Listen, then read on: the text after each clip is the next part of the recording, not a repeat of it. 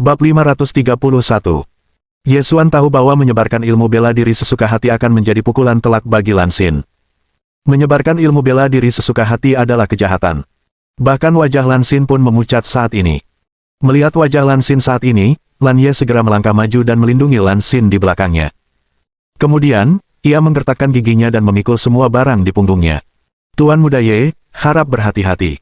Siner mengambil buku ilmu bela diri ini untuk saya. Saya tidak punya cukup kredit, jadi saya ingin meminjam Siner. Lan Ye dengan santai melihat sekeliling, melihat para siswa dan guru yang berhamburan. Ia juga tahu bahwa benda ini hari ini, tentu saja tidak bisa bersembunyi, dan segera bertekad untuk membawa semua barang itu kembali ke tubuhnya sendiri, menyelamatkan saudari Lan Xin. Para siswa Lan Ye tidak perlu terlalu gugup. Xiao Chen hanya bicara omong kosong dan tidak menganggapnya serius. Ye Xuan lebih transparan daripada Ye Chen, dan tahu bahwa itu akan sangat berbahaya bagi Lan Xin dan Lan Ye. Bagaimanapun, mereka harus bekerja keras untuk masuk perguruan tinggi, dan jika hal seperti itu terjadi, kemungkinan besar mereka akan patah semangat. Namun, demi pertengkaran anak-anak, masa depan kedua kakak beradik itu akan hancur. Ye Xuan tidak tahan, jadi dia segera menasihati mereka. Dia juga buru-buru membujuk Ye Chen untuk berhenti, agar tidak terus berbicara. Lan Ye juga sedikit lega mendengar kata-kata Ye Xuan. Jika kedua kakak beradik Ye Xuan tidak ingin terus peduli, mereka mungkin bisa bertahan hidup. Namun, sebelum Lan Ye bisa benar-benar tenang, dia melihat seorang guru datang dengan tergesa-gesa dan melihat ke arah mereka berempat. Kemudian dia menatap Lan Ye dan Lan Xin dan bertanya, "Kudengar ada sesuatu tentang mencuri Gongfa di sini." Kedatangan guru itu membuat Lan Ye tampak gugup. Masalah ini bisa besar atau kecil.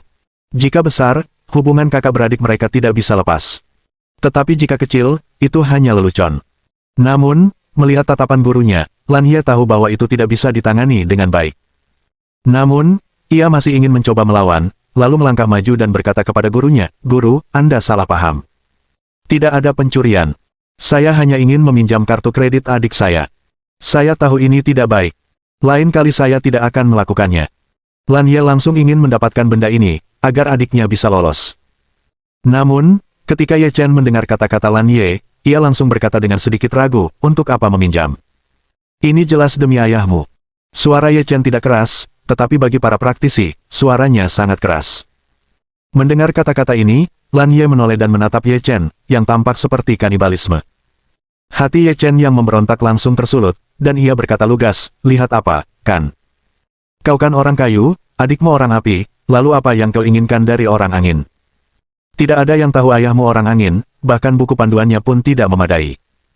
Sesi ini hanya merekrut lebih dari 100 orang, jadi latar belakang keluarga para siswa ini jelas, dan kebanyakan dari mereka dikenal.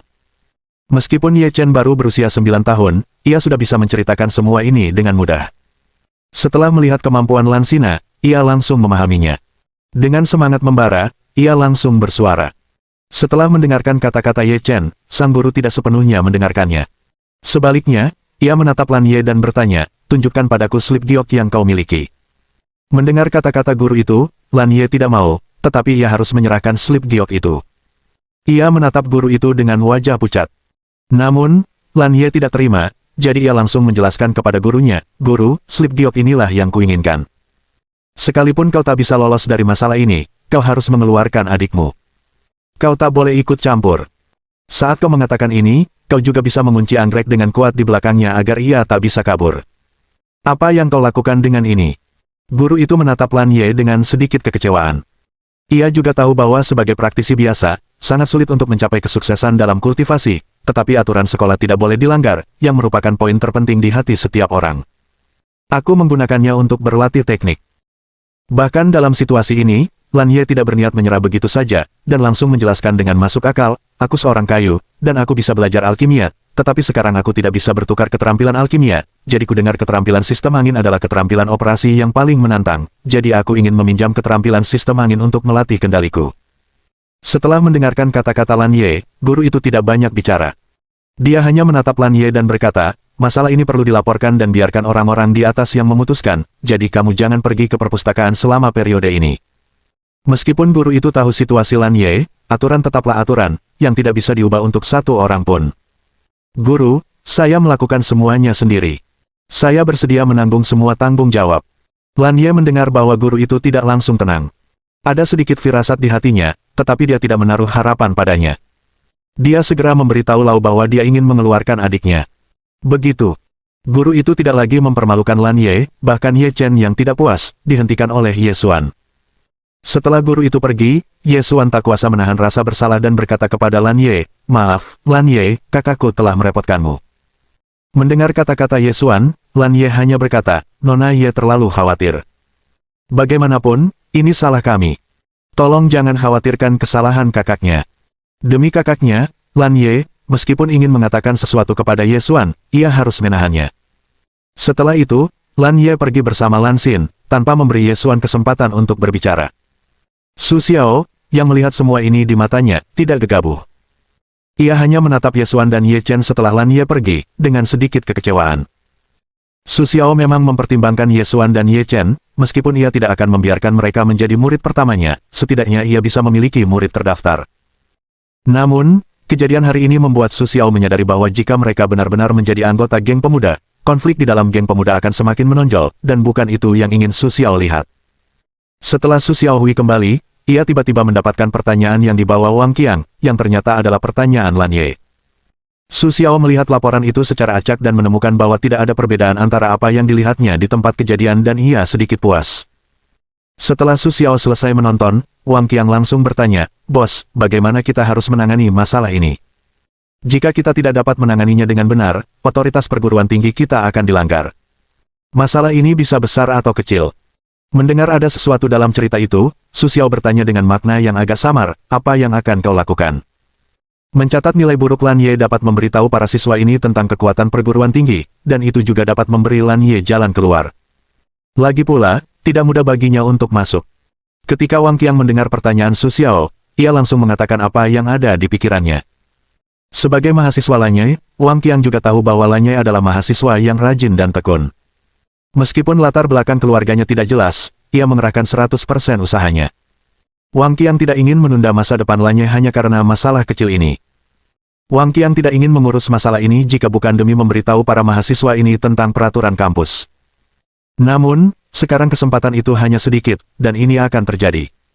Wang Qiang tentu saja tidak akan menyia-nyiakannya.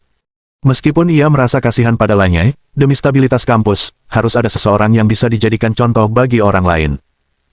Setelah mendengarkan kata-kata Wang Qiang, Su Xiao tersenyum kecil, lalu menggelengkan kepalanya dan berkata, "Lan Ye tidak melanggar peraturan dan ketentuan perguruan tinggi." Melihat ekspresi bingung Wang Qiang, Su Xiao segera melanjutkan, "Hal ini terjadi karena Lan Ye ingin menukar atribut seni bela diri lainnya, tetapi tidak ada yang bisa mempelajari keterampilan atribut ini hanya dengan menetapkannya. Kalau begitu, tidak usah melanjutkan masalah ini." Wang Qiang mendengar kata-kata Su Xiao dan merenung sejenak. Kemudian ia bertanya kepada Su Xiao, "Tentu saja tidak. Biarkan Lan Ye memastikan apakah dia memiliki kemampuan untuk mempelajari seni bela diri elemen angin. Jika dia dapat mempelajari seni bela diri elemen angin dalam sebulan, maka masalah ini tidak akan diselidiki, dan dia dapat mempelajari semua jenis seni bela diri, tetapi jika tidak, maka akan dicatat sebagai pelanggaran." Su Xiao segera menjelaskan cara untuk menangani masalah ini, agar Wang Qiang bisa mendapatkan solusi yang lebih baik, lalu menambahkan kalimat, "Tentu saja, orang lain juga sama." Setelah mendengarkan kata-kata Su Xiao, Wang Qiang merenung sejenak, lalu berkata kepada Su Xiao, "Bos, metodemu bagus. Dengan cara ini, kamu bisa memberi mereka pelajaran, dan juga bisa membuat Lan Ye tidak dihukum terlalu berat."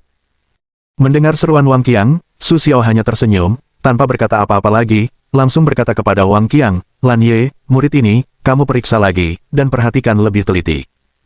Apa yang dikatakan Su Xiao tidak jelas, tetapi Wang Qiang, yang tahu pikiran Su Xiao seperti telapak tangannya, langsung mengerti apa yang dimaksud Su Xiao ketika mendengar kata-kata Su Xiao.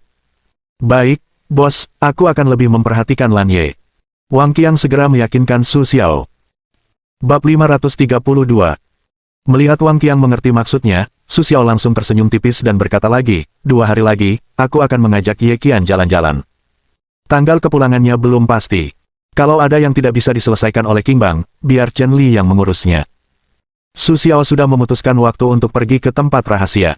Untuk urusan geng hijau, Su Xiao juga harus mengaturnya dengan baik agar tidak ada masalah. Mengenai kata-kata Su Xiao, Wang Qiang mengangguk dengan serius. Wang Qiang sudah tahu Su Xiao akan pergi, tapi dia tidak tahu harus kemana. Namun, setelah mendengar waktu pasti Su Xiao, Wang Qiang sedikit lega. Ia pun berjanji pada Su Xiao, "Jangan khawatir, bos. Aku akan menemui geng hijau. Aku jamin setelah kau kembali, tidak akan ada masalah. Wang Qiang sudah menganggap Qing Bang sebagai urusan pribadinya.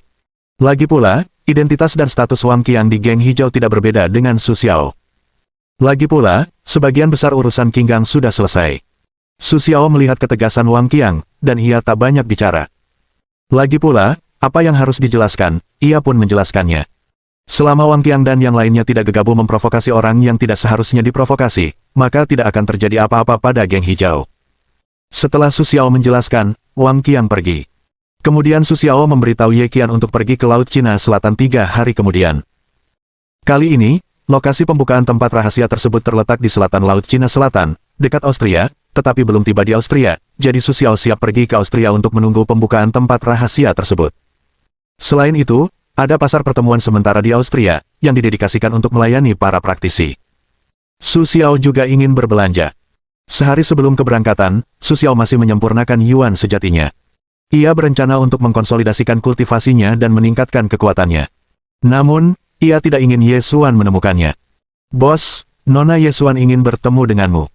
Saat Su Xiao sedang berlatih kultivasi, petugas di luar pintu melapor kepada Su Xiao dengan suara pelan.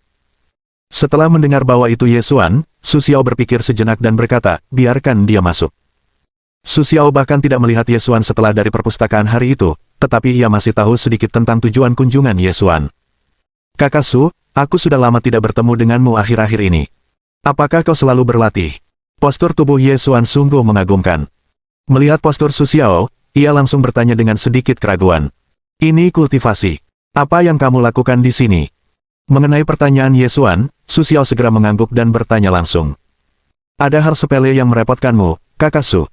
Ye Xuan malu mendengar pertanyaan langsung Su Xiao, tetapi ia tetap menceritakannya dengan sedikit mesra. Awalnya, Ye Xuan ingin memanfaatkan kesempatan ini untuk menyadarkan Su Xiao, tetapi sikap Su Xiao membuat Ye Xuan sedikit bingung. "Ceritakan padaku." Su Xiao hampir tahu niat Ye Xuan, tetapi ia tetap tidak menolak permintaannya. Ia juga ingin mendengar apa yang akan dikatakannya. Ye Xuan menggigit bibir bawahnya sedikit dan berkata kepada Su dengan senyum malu-malu, "Kakak Su, aku ingin kau membawaku ke tempat rahasia." Setelah itu, Ye Xuan melihat kerutan di dahi Su Xiao dan menjelaskan, "Ayahku akan pergi ke tempat rahasia kali ini. Ia bermaksud menjemputku di sekolah. Tetapi sesuatu terjadi. Ayahku tiba di gerbang tempat rahasia kemarin, jadi ku dengar kakak Su ingin pergi ke tempat rahasia, jadi aku ingin memintanya untuk mengantarku." Setelah mendengar ini, Su Xiao berpikir sejenak dan bertanya, "Penatua Ye Yu benar-benar menunggumu di luar tempat rahasia?" Su Xiao sangat mementingkan perjalanan ke tempat rahasia ini. Bahkan Ye Qian adalah satu-satunya yang bersamanya. Bagi mereka yang baru saja memasuki tingkat master seperti Ye Xuan, Su Xiao tidak bersedia menerimanya. Ye Xuan juga mendengar maksud Su Xiao. Sedikit rasa malu dan marah melintas di matanya, tetapi dia segera menjelaskan kepada Su Xiao, "Tentu saja, jika saudara Su tidak bisa, kau bisa memanggil ayahku." Setelah itu, Ye Xuan menatap Su Xiao dengan agak salah. Atas pertanyaan Su Xiao, Ye Xuan berpikir bahwa dia meragukan dirinya sendiri. Su Xiao tidak terlalu peduli dengan suasana hati Ye Xuan. Setelah mendengar kata-kata Ye Xuan, Su Xiao menelepon Ye Yu tanpa ragu. Setelah mendapatkan jawaban Ye Yu, Su Xiao mengangguk kepada Ye Xuan dan setuju untuk membawanya bersamanya. "Mulai besok, tidak masalah?" Su Xiao bertanya kepada Ye Xuan dengan tenang. Dia tidak peduli dengan tatapan Ye Xuan saat ini, seolah-olah Ye Xuan hanyalah seorang siswa biasa. Melihat reaksi Su Xiao seperti ini, Ye Xuan dipenuhi dengan kebencian. Namun, yang lebih Ye Xuan pahami adalah bahwa dia bahkan tidak bisa menyinggung Su Xiao. Hal ini membuat Ye Xuan, yang telah lama bergantung pada keluarganya, merasa sangat tidak puas. Namun lebih dari itu, Ye Xuan tidak bisa berbuat apa-apa, jadi dia hanya bisa tersenyum dan mengangguk kepada Su, menyatakan bahwa dia tahu tentang itu. Setelah Ye Xuan pergi, Su Xiao terus berlatih dengan serius. Meskipun Su Xiao tahu apa yang dipikirkan Ye Xuan, itu tidak berarti Su Xiao mau menurutinya. Namanya Su Xiao, bukan Ye. Mulut Su Xiao sedikit terangkat, menunjukkan senyum yang sedikit ironis. Keesokan paginya, Su Xiao dan ketiga temannya naik pesawat ke Austria. Ye Qian tidak menanggapi Ye Xuan yang datang. Ye Xuan, yang ingin melakukan sesuatu, tidak tahu harus berbuat apa. Tak lama kemudian, ketiganya tiba di Austria.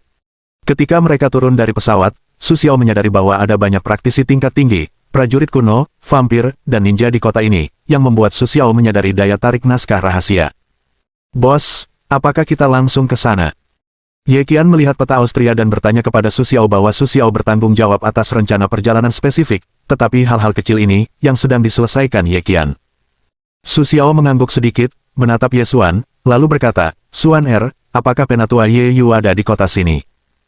Kota terdekat dengan tempat rahasia adalah kota sini, yang juga merupakan kota besar di Austria. Ya, tolong antar aku ke sana. Mendengar kata-kata Su Xiao, Ye Xuan langsung berkata, jika ia ada di sana sebelumnya, Ye Xuan mungkin ingin tinggal bersama Su Xiao, tetapi setelah merasakan sikap Su Xiao yang acuh tak acuh, Ye Xuan langsung berubah pikiran. Ia juga anak yang terhormat dan bermartabat di keluarganya. Bagaimana mungkin ia membiarkan Su Xiao mengabaikannya? Sekalipun Su Xiao adalah bakat yang dibutuhkan keluarga Ye. Su Xiao tentu saja menyadari perubahan sikap Ye Xuan, tetapi ia tidak terlalu peduli. Lagi pula, bagi Su Xiao, sikap Ye Xuan tidaklah penting. Bahkan sikap keluarga Ye pun sama. Su Xiao pun segera pergi keluar bandara dan berencana menyewa mobil untuk pergi ke Sydney. Ketika Su Xiao baru saja keluar dari bandara, sebuah SUV merah kemasan langsung mendengarkan Su Xiao.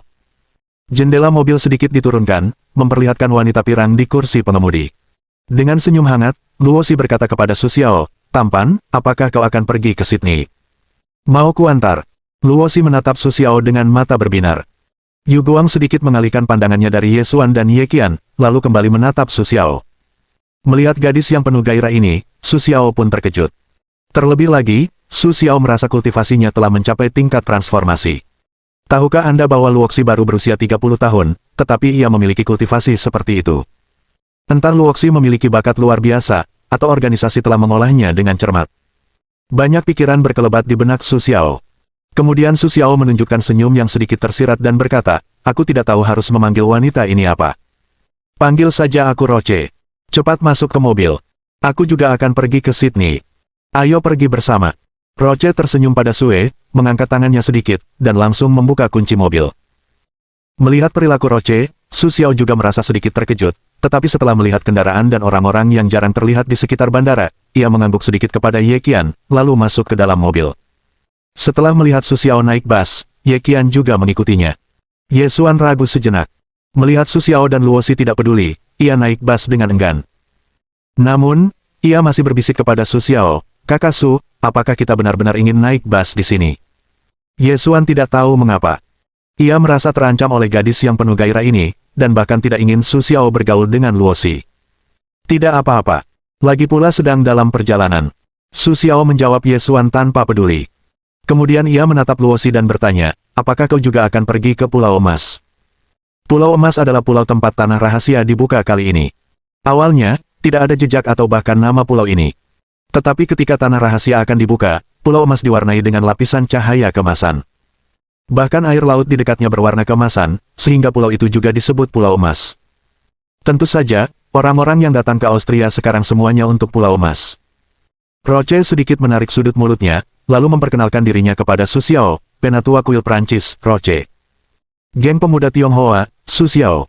Mendengar perkenalan Roche, Sue berkata sambil tersenyum. Kuil di Prancis adalah salah satu organisasi paling kuat di dunia. Bab 533. Sayangnya, jumlah orang di kuil tidak banyak, bahkan dibandingkan dengan organisasi lain, tetapi kekuatan mereka sangat kuat. Kemampuan Roche untuk menjadi penatua kuil sungguh luar biasa.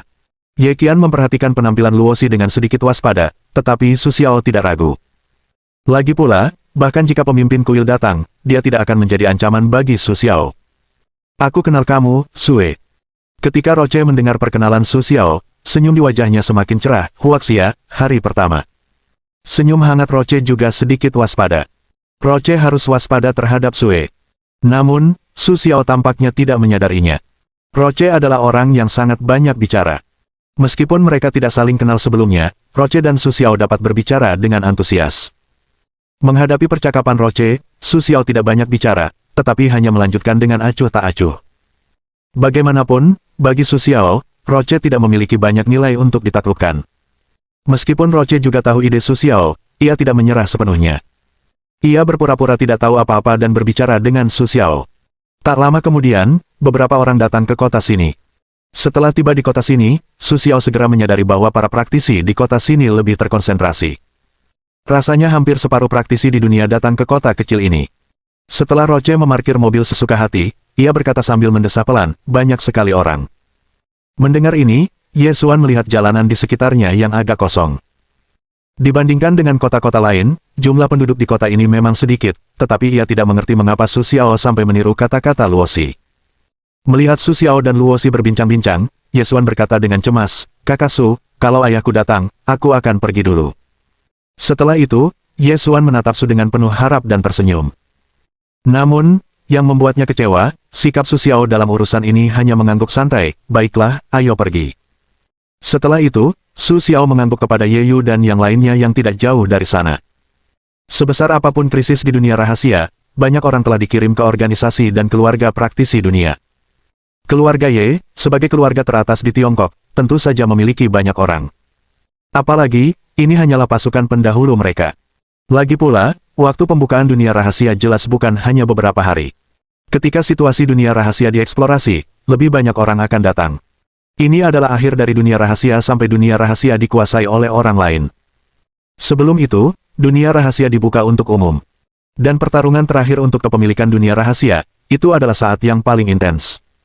Ini juga tujuan Su Xiao datang ke sini kali ini. Lagi pula, memiliki tempat rahasia yang lengkap adalah suatu kebanggaan tersendiri.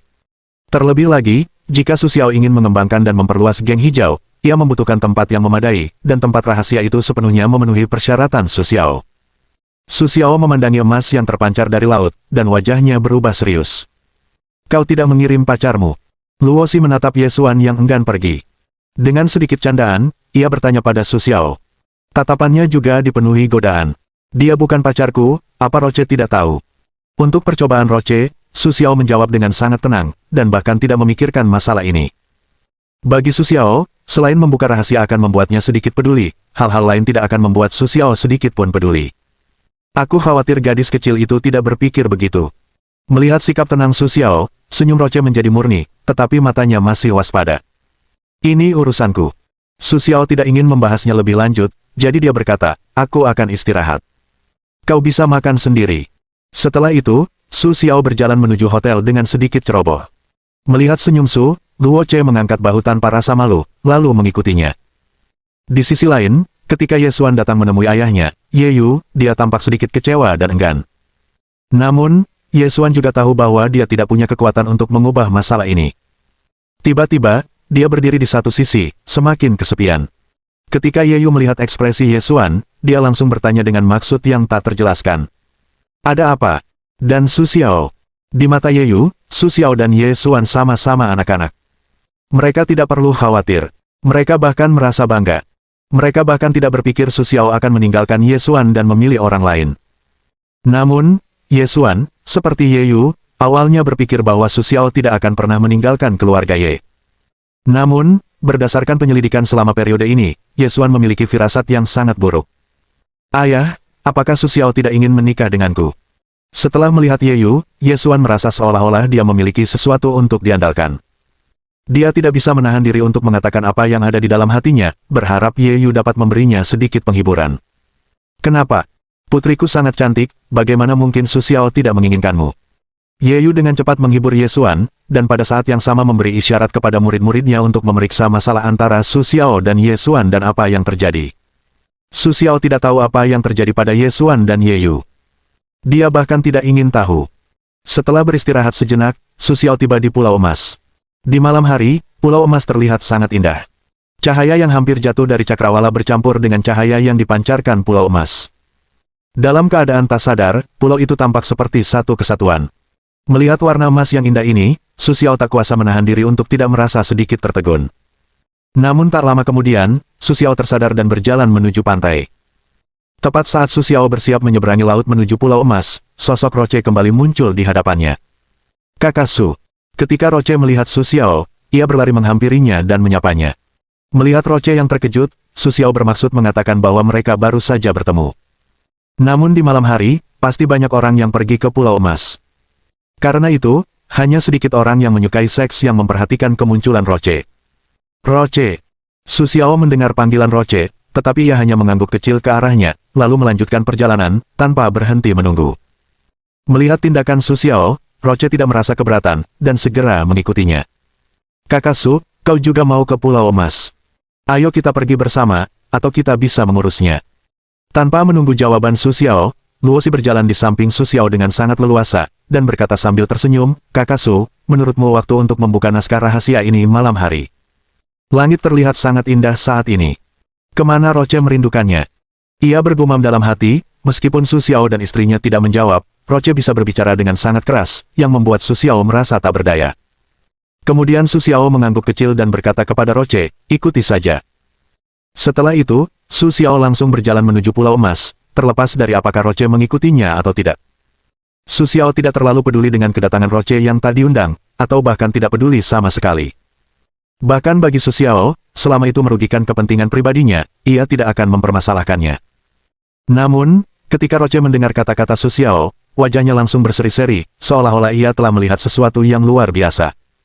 Ia mengikuti Su Xiao dengan gembira dan berkata, "Terima kasih, Kakak Su." Setelah itu, Luosi mengikuti langkah Su Xiao dengan leluasa dan berjalan menuju Pulau Emas.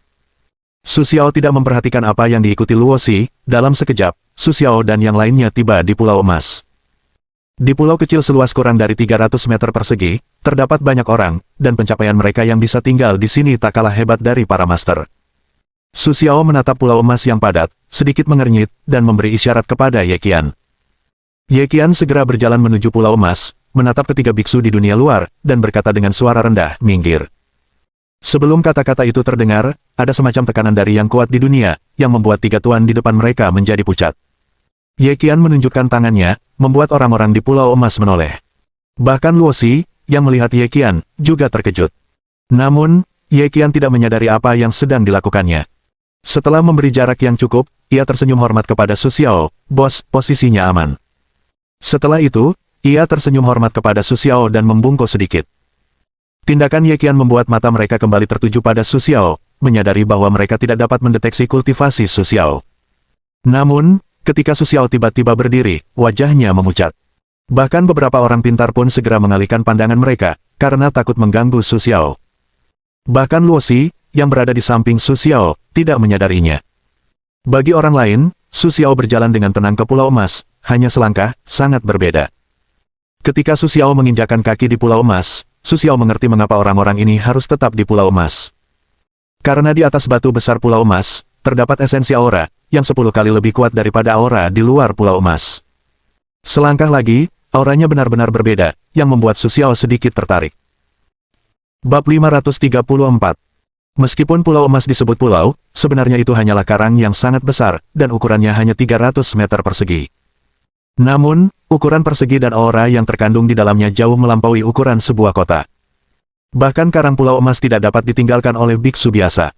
Ye Qian bertanya tentang berita Pulau Emas, dan berbalik untuk memberitahu Su Xiao. Setelah menunggu berita itu, Su Xiao sedikit mengangkat alisnya, lalu membalikkan tangannya dan menepuk ke arah Pulau Emas.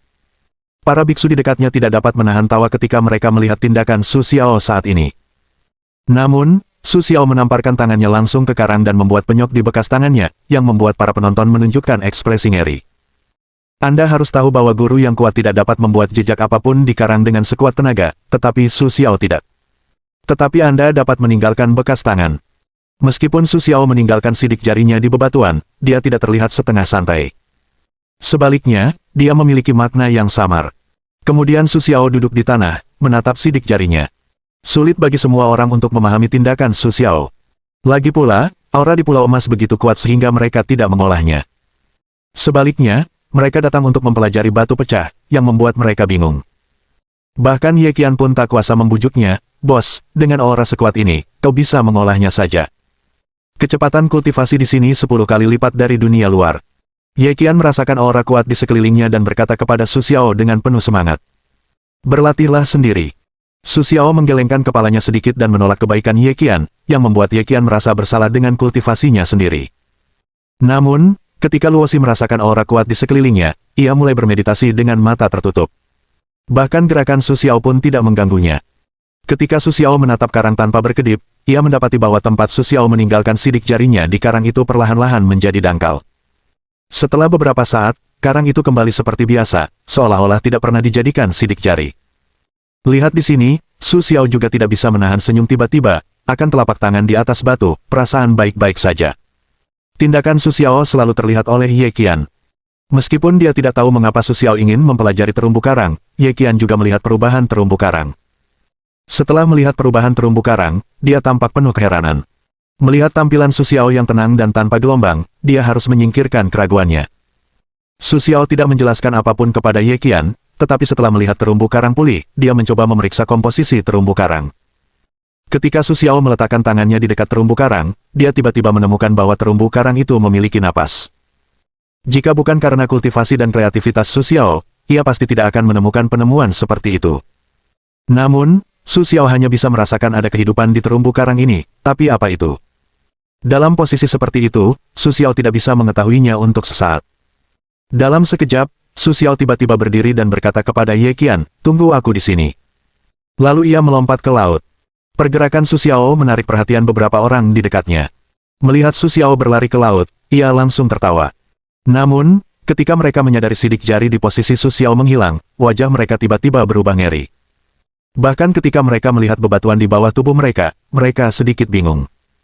Ketika Su Xiao meninggalkan terumbu karang dan tiba di dasar laut, ia langsung menyadari bahwa hanya ada sedikit yang terlihat di tanah. Dibandingkan dengan ukuran Gunung Tai, luasnya kurang dari 300 meter persegi. Su Xiao telah berenang selama setengah jam, tetapi ia belum mencapai dasar laut, yang membuat Su Xiao merasa aneh. Perlu diketahui bahwa wilayah laut ini hanya bisa dianggap sebagai wilayah perairan, dan kedalamannya tidak terlalu dalam. Dengan kecepatan Su Xiao saat ini, bahkan di laut, hanya butuh 10 menit untuk mencapai dasar laut. Namun kali ini, ia berenang selama setengah jam, tetapi tidak mencapai dasar laut. Su Xiao tidak tahu apakah itu laut atau laut. Namun, ketika ia tidak dapat menemukan apa yang diinginkannya, ia langsung berenang ke laut. Setelah setengah jam, Su Xiao muncul di laut, yang membuat keraguan Su Xiao semakin dalam. Ye Qian lega melihat Su Xiao keluar. Ia segera membawakan Su Xiao beberapa pakaian kering agar Su Xiao bisa menggantinya. Namun, Su Xiao hanya menggunakan yuan asli sesuka hati dan mengeringkan semua pakaian. Ia menoleh dan menatap laut, mengerutkan kening. Ada banyak perahu yang tersebar di luar Pulau Emas. Salah satu lelaki tua itu melihat tindakan Su Xiao di matanya. Melihat tatapan bingung Su Xiao, ia langsung berkata, "Nak, apa yang kau lihat di dasar laut?" Mendengar suara itu, Su Xiao mengikutinya dan melihat seorang lelaki tua dengan prestasi biasa-biasa saja. Namun, ia memberi Su Xiao firasat buruk. Su Xiao segera menghentikan omelan Ye Qian dan bertanya, "Pak Tua, tahukah kau apa yang salah di sini?" Su Xiao berpikir bahwa lelaki tua yang tampak biasa saja ini pasti tahu sesuatu.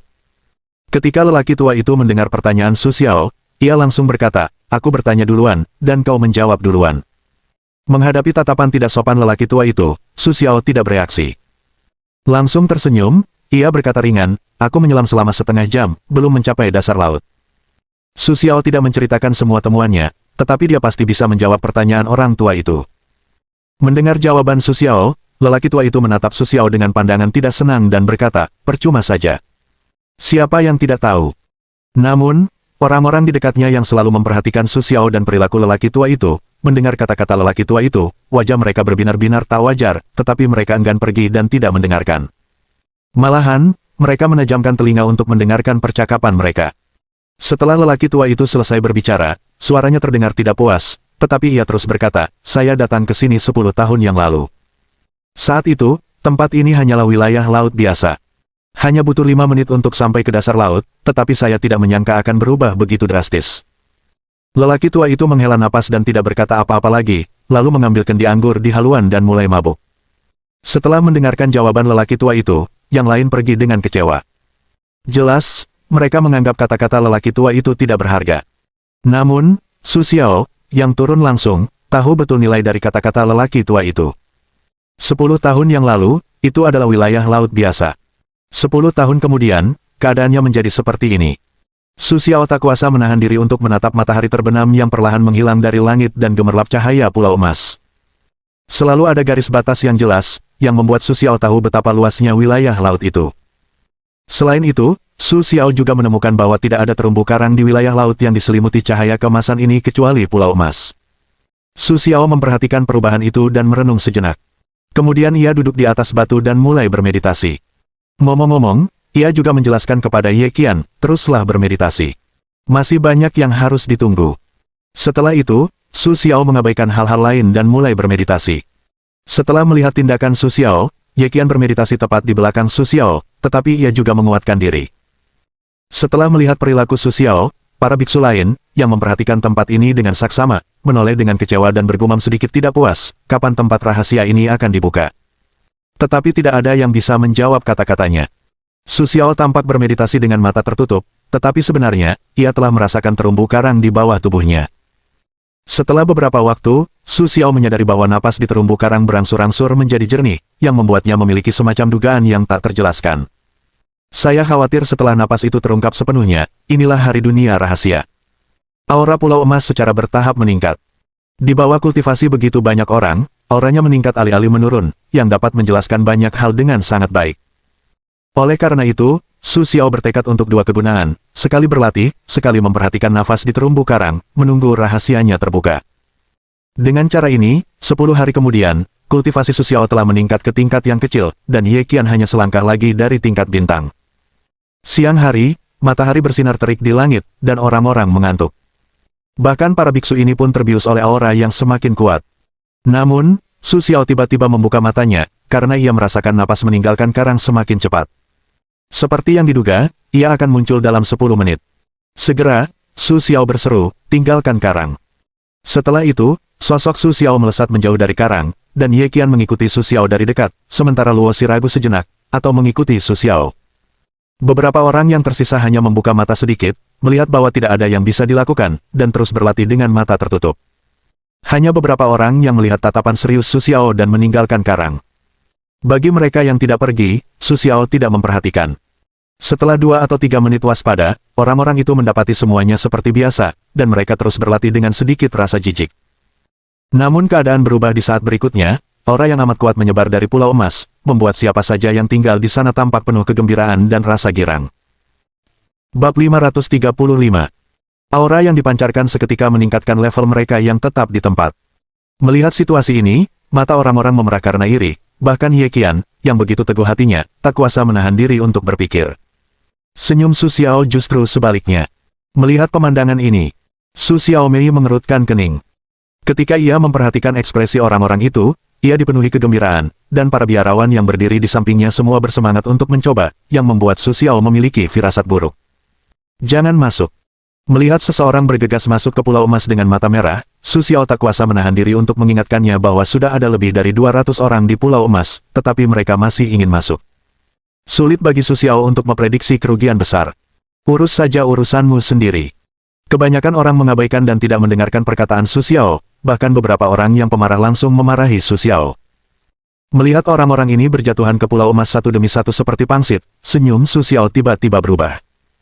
Tepat ketika orang-orang ini berlari menuju Pulau Emas, situasi tiba-tiba berubah drastis. Para biksu di Pulau Emas merasa tubuh mereka dipenuhi aura dan wajah mereka dipenuhi kegembiraan. Namun, sebelum senyum di sudut mulut mereka mengembang, tiba-tiba mereka merasakan aura di tubuh mereka, bagaikan lautan luas, terus mengalir ke dalam tubuh, dan mereka bahkan tak mampu mengendalikannya. Jangan datang lagi. Merasakan derasnya reiki di tubuh, orang-orang itu tak kuasa menahan diri untuk berteriak. Bahkan ada beberapa orang yang ingin keluar dari Pulau Emas. Pulau Emas masih sama seperti sebelumnya, pulau ini dipenuhi aura tak berujung, tetapi di luar pulau, tak ada aura. Namun, sebelum orang-orang ini dapat berbuat lebih banyak, aura yang lebih kuat akan mengaliri tubuh mereka. Dalam sekejap, tubuh mereka bagaikan balon yang terus-menerus mengalirkan aura ke dalam tubuh, tetapi pada akhirnya, pengembangan balon itu tak sebaik irigasi aura. Dengan suara, bang, yang sangat keras, para biksu di Pulau Emas, bagaikan balon yang meledak, tiba-tiba hancur berkeping-keping. Darah merah tua menodai karang kemasan di Pulau Emas, dan darah itu menyebar ke celah karang. Dalam sekejap mata, darah itu menghilang, hanya menyisakan tulang dan daging kering. Dan mereka yang belum sempat memasuki Pulau Emas, ketika melihat pemandangan ini, tertegun di tempat yang sama, dan langsung menghentikan langkah mereka. Mereka sangat lega. Su Xiao tampak sedikit sedih ketika melihat pemandangan ini. Meskipun ia tahu bahwa hal-hal ini mungkin terjadi, ia masih sulit menerimanya ketika melihatnya dengan mata kepalanya sendiri. Namun, Su Xiao bukanlah orang yang suka menyimpan segala sesuatu dalam hatinya. Apa yang seharusnya ia lakukan dan katakan, Su Xiao telah melakukannya, dan tentu saja tidak ada yang perlu dipermalukan. Dan sekarang ada hal yang lebih penting yang perlu diperhatikan Su Xiao, yaitu terungkapnya rahasia tersebut. Dengan tewasnya ratusan biarawan di Pulau Emas, suasana tiba-tiba menjadi sunyi, dan suara sekecil apapun menjadi sangat keras. Pada saat inilah Su Xiao menghasilkan uang. Tidak ada makhluk lain di sekitar pulau kecuali para biarawan ini, dan bahkan ikan dan udang di laut pun lenyap. Tiba-tiba, karang besar Pulau Emas mengeluarkan suara tumpul. Dengan tatapan takjub semua orang, mereka dapat dengan jelas melihat bahwa karang, yang tingginya hanya 1 meter dari laut, naik perlahan dengan kecepatan yang luar biasa. Dalam sekejap mata, karang itu telah mencapai ketinggian beberapa meter. Ketika karang mencapai ketinggian 10 meter, suara karang itu berangsur-angsur menghilang. Sebaliknya, ada 3 font aneh dan rumit di bebatuan, yang membuat orang tidak dapat membedakan apa artinya. Namun, ketika Su Xiao melihat 3 kata di batu karang itu, ia langsung tahu arti dari 3 kata itu dalam benaknya, Surga Selatan. Ketika Su Xiao sedang memikirkan arti dan asal-usul ketiga kata itu, lelaki tua yang berbicara dengan Su Xiao itu kembali menatap Su Xiao dan bertanya, "Bos Su, tahukah Anda apa arti ketiga kata ini?" Suara lelaki tua itu langsung menarik perhatian seluruh hadirin kepada Su Xiao. Bahkan mereka yang masih memikirkan arti ketiga kata itu pun tak kuasa menahan diri untuk tidak menantikan Su Xiao. Melihat lelaki tua itu, Su Xiao merenung sejenak, lalu perlahan berkata, "Surga Selatan."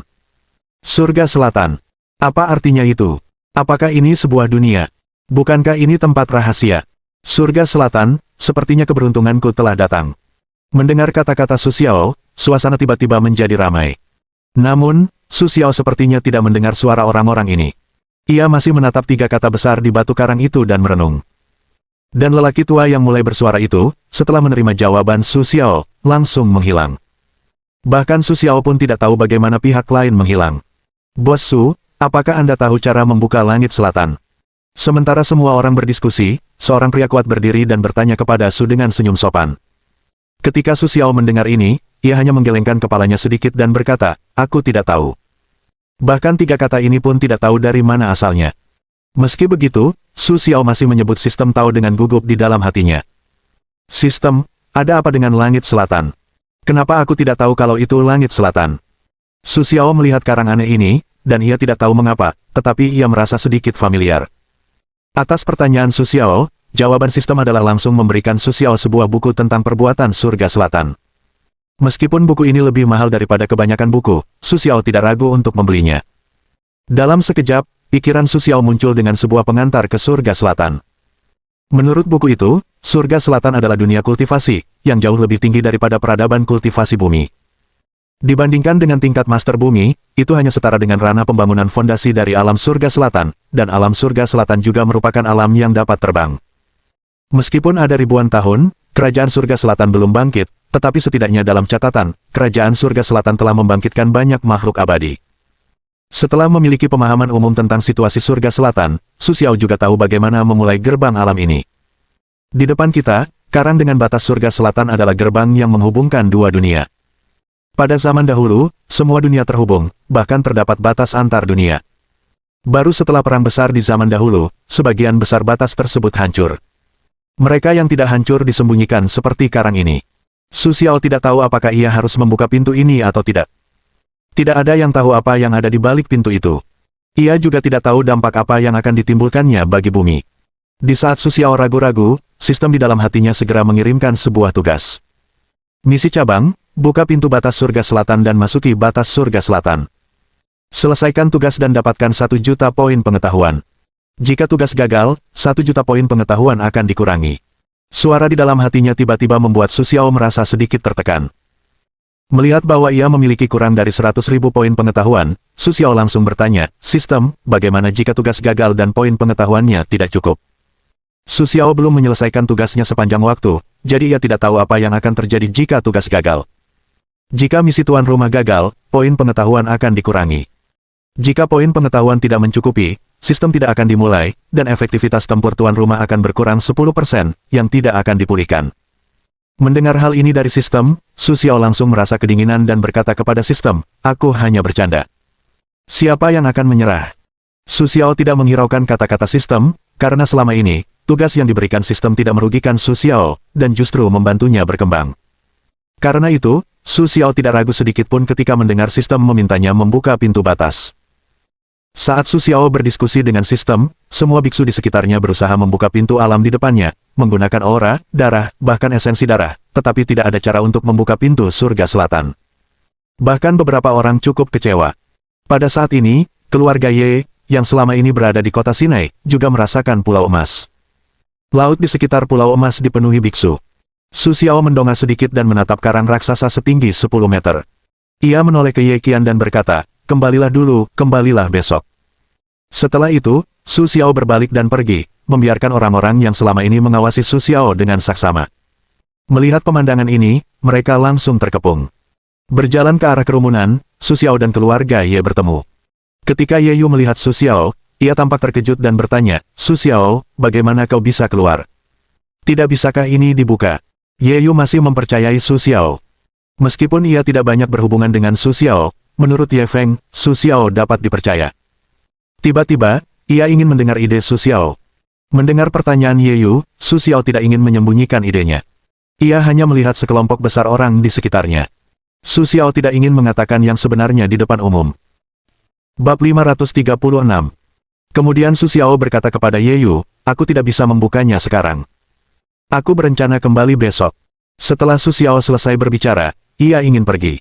Lagi pula, ia sudah mengatakan apa yang seharusnya ia katakan. Su Xiao tidak bisa berkata-kata lagi dengan gegabah. Namun, Ye Yu tidak puas dengan jawaban Su Xiao. Hanya saja, situasi di Pulau Emas mengharuskan Ye Yu untuk memimpin, dan tidak baik untuk terus-menerus mengawasi Su Xiao.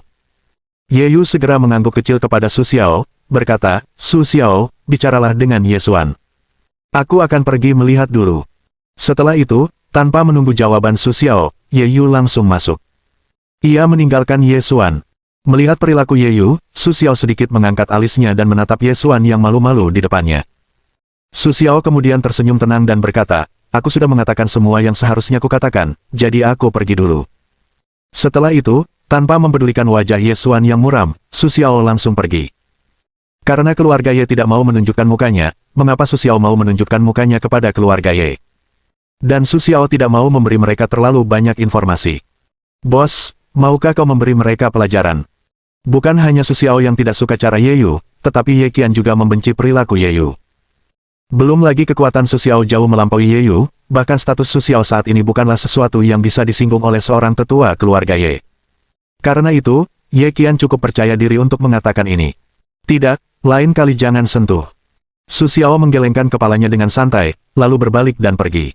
Karena tidak ingin terlibat dengan mereka, Su Xiao tentu saja tidak peduli satu sama lain. Ia hanya berharap keluarga Ye bisa bersikap bijaksana. Su Xiao tersenyum tipis lalu melupakan semua ini. Tepat ketika Su Xiao tiba di kota Sydney, terdengar teriakan di belakangnya, tunggu aku, kakak Su, tunggu aku. Mendengar panggilan itu, Su Xiao segera menoleh dan mendapati bahwa setelah Roche datang, raut wajahnya menjadi sedikit aneh.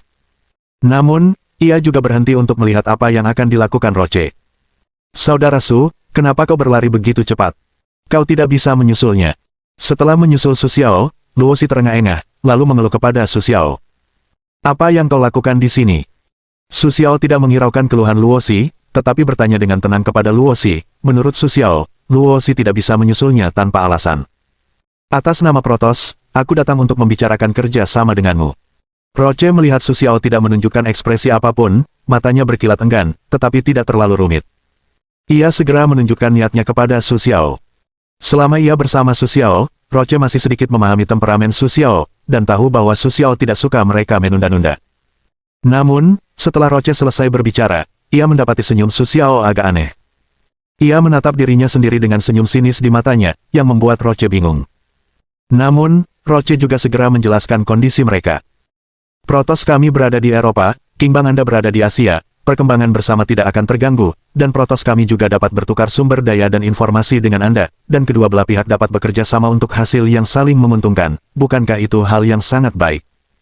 Setelah Luosi selesai berbicara, ia menatap Su Xiao dengan gugup, tetapi mendapati bahwa ia tidak melihat detak jantung dari tatapan Su Xiao. Bahkan Ye Qian, yang berada di samping Su Xiao, juga menunjukkan detak jantung yang samar. Namun, Su Xiao tetap tenang, yang membuat Luosi tidak mengerti apa yang dipikirkan Su Xiao. Ketika Roche khawatir dengan sikap diam Su Xiao tiba-tiba berkata, jangan saling mengganggu. Bagaimana jika geng hijau menginginkan seluruh bumi? Sudut mulut Su Xiao sedikit terangkat dan menatap Roche sambil tersenyum, yang membuat Roche merasa seperti sedang menonton badut. Namun, itu bukan hanya karena bakat dan kekuatannya, tetapi juga karena kegigihan dan pandangannya secara keseluruhan. Bahkan saat ini, karena sikap Su Xiao, ia dipenuhi amarah. Namun, ia masih bisa tetap tenang di permukaan, dan berkata kepada Su Xiao dengan serius, jika Genking benar-benar sekuat itu, mengapa para protos tidak tunduk padamu? Melihat mata Roche yang penuh amarah, tetapi wajahnya masih tenang, ketidakpuasan Su Xiao terhadap praktik Ye langsung mereda. Su Xiao segera berkata kepada Roche sambil tersenyum, prinsip kerjasama, jika protos mustabil. Di bawah tatapan bingung Roche, Su Xiao berkata perlahan, aku tidak tahu apakah bumi bisa stabil. Masih terlalu dini untuk membicarakan kerjasama. Setelah mengatakan itu, Su Xiao tidak lagi memperhatikan Leng di tempat Roche berada, dan langsung pergi bersama Ye Qian. Saat ini, Ye Qian, seperti Roche, bingung dengan kata-kata Su Xiao, tetapi Ye Qian, karena pemahamannya tentang Su Xiao, tahu bahwa Su Xiao tidak akan mengucapkan kata-kata ini tanpa tujuan. Setelah kembali ke hotel, Ye Qian tak kuasa menahan diri untuk bertanya, "Bos, apa maksudmu?" Su Xiao mengangkat matanya sedikit, menatap tatapan Ye Qian yang tampak kesulitan, lalu berkata kepada Ye Qian sambil tersenyum pelan, "Seperti yang kau pikirkan, surga selatan adalah sebuah dunia dengan kultivasi yang lebih tinggi daripada bumi." Setelah Su Xiao selesai berbicara, senyum di wajahnya pun tak dapat dipungkiri. Membuka gerbang alam memang mudah, tetapi tidak mudah membiarkan bumi tetap stabil setelah gerbang alam dibuka. Meskipun Su Xiao tidak memandang rendah rakyat jelata, ia tidak ingin membiarkan mereka hidup dalam kekacauan perang demi dirinya sendiri. Terlebih lagi, pertempuran antar praktisi tak kalah dahsyatnya dengan bencana alam bagi rakyat jelata. Ketika Ye Qian menatap tatapan Su Xiao, ia langsung terdiam. Ia sangat yakin bahwa kata-kata Su Xiao memang benar adanya, tetapi justru karena itulah Ye Qian merasa sedikit bingung dan tak berdaya. Jika surga selatan dibuka, apa yang akan mereka lakukan? Tiba-tiba, Ye Qian tak kuasa menahan diri untuk bertanya, "Bos, bagaimana kalau tidak menghubungkan dua alam?" Su Xiao terlalu malas menjawab pertanyaan Ye Qian, tetapi ia juga berencana untuk mengingatkannya agar bersiap. "Apapun yang terjadi, aku akan membuka pintu dunia besok." Setelah Su Xiao selesai, ia bersandar malas di sofa dan memejamkan mata. Melihat Su Xiao seperti ini, Ye Qian tak ingin bertanya lebih lanjut. Su Xiao tidak tidur saat ini, tetapi berkata kepada sistem dengan suara berwibawa, "Berikan aku semua buku tentang surga selatan." Karena Su Xiao harus membuka surga selatan, tentu saja ia perlu tahu sesuatu tentang surga selatan, jadi ia tidak tahu apa-apa tentang itu.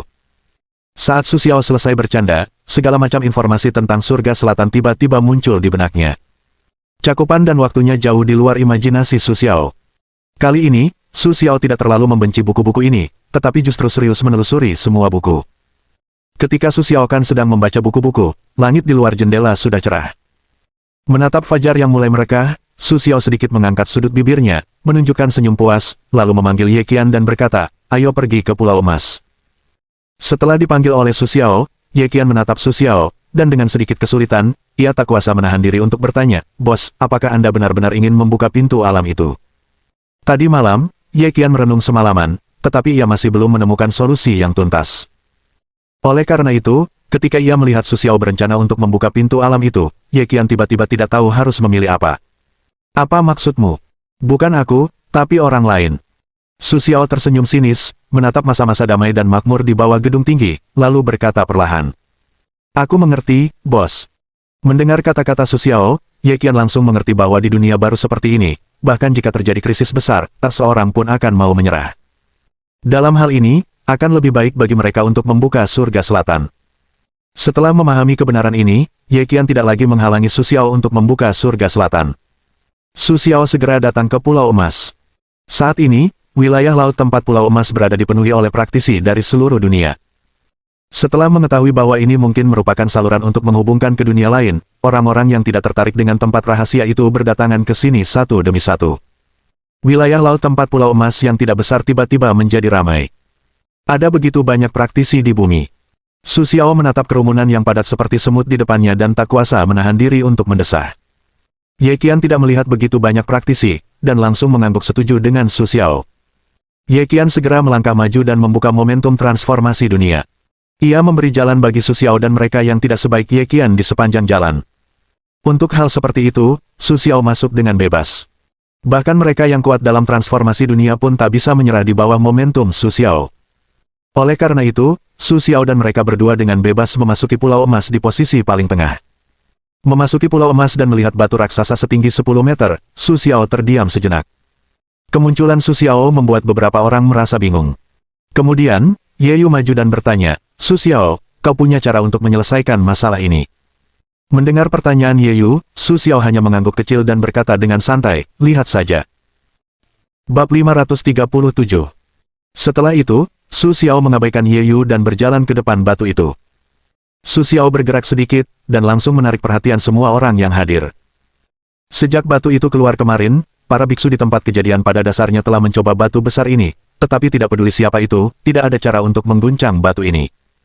Melihat bahwa Su Xiao ingin terus mencoba, mereka semua diam-diam menunjukkan penghinaan. Hanya beberapa orang yang ragu-ragu ketika mereka melihat tindakan Su Xiao. Untuk situasi seperti itu, Su Xiao tidak peduli. Di dekat batu itu, Su Xiao tidak bisa berharap untuk melihat orang tua di depannya. Tetapi Su Xiao hanya meliriknya dengan santai. Su Xiao sama sekali tidak terkejut dengan situasi orang lain di sini. Lagi pula, jika orang biasa tidak berani berbicara dengan Su Xiao seperti ini, mereka dapat melihat bahwa kultivasi orang lain itu telah mencapai tingkat bintang, jadi Su Xiao sama sekali tidak terkejut. Ketika Su Xiao berjalan di depan batu itu, bahkan ada ruang di sekelilingnya, hanya menyisakan Su Xiao dan Ye Qian. Semua orang memperhatikan setiap gerakan Su Xiao dengan mata membara, seolah-olah akan membakar mereka. Bahkan Ye Qian, yang biasanya tenang, merasa sedikit tidak nyaman di bawah tatapan seperti itu, apalagi orang lain. Namun, Su Xiao tetap setenang biasanya, melihat pemandangan itu, seolah-olah dia tidak menyadari bahwa ada orang lain di sini. Kemudian, Su Xiao melangkah lebih dulu, hanya satu lengan dari batu besar itu. Pada saat ini, tangan kanan Su Xiao melambai perlahan, yang sangat lambat di mata semua orang, tetapi dia segera mendekati batu besar itu. Ketika telapak tangannya menyentuh batu besar itu, ada sedikit suara, tetapi sepertinya terngiang di telinga semua orang, sehingga mata semua orang terfokus pada batu besar itu. Ketika semua orang melihatnya, telapak tangan Su Xiao, aku memancarkan sentuhan cahaya putih murni. Di bawah langit keemasan, itu sangat redup. Jika aku tidak hati-hati, aku bahkan akan melewatkan keberadaan cahaya ini. Namun, tepat setelah cahaya putih itu memancar, surga selatan yang besar di atas batu besar itu tiba-tiba berubah. Dari hitam pekat menjadi putih, dalam waktu singkat, terjadi perubahan yang begitu signifikan, mengejutkan semua orang. Namun, di saat yang sama, perubahan tersebut juga membuat pikiran semua orang tergerak seketika, dan mata mereka tertuju pada tindakan Su Xiao. Ketika warna font berubah, Su Xiao langsung mundur 3 langkah, menjauh dari batu besar itu. Melihat tindakan Su Xiao, para biarawan yang siap bergerak itu pun tak berani berbuat apa-apa lagi.